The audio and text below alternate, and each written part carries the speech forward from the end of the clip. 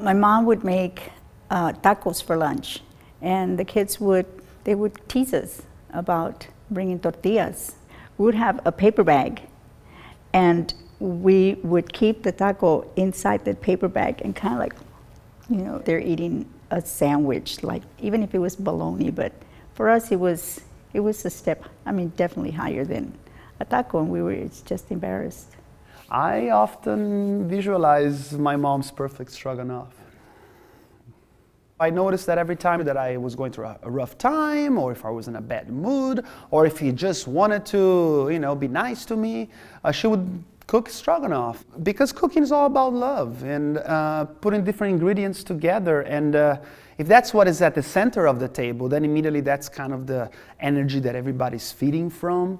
We lived in a community where everybody knew each other, and everybody really, we were like a giant extended family. If my mom knew that there were going to be several men from the neighborhood in the house helping, she of course had to feed them. And so we're talking about coffee, they would run and get the bread, giant ollas of rice. Saturday was the day that they got things done. Sundays when you went to visit.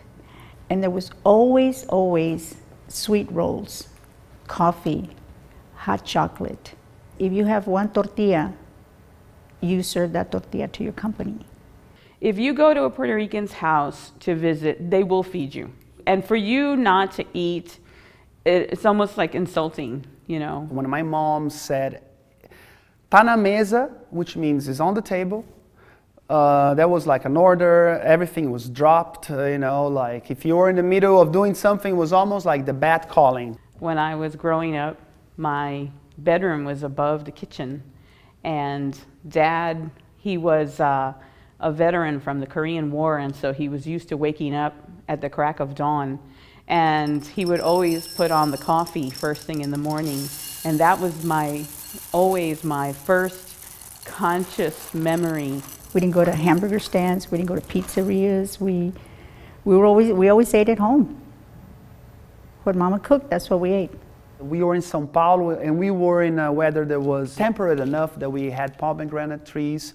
And, I just remember getting in trouble because, they can be very messy. Smash it in the stones and, open it all and just eat it all like a monster. It felt awesome because I knew that I was doing something that symbolized freedom. I was getting in trouble if I was caught because, yes, my mom had very specific uses for those fruits.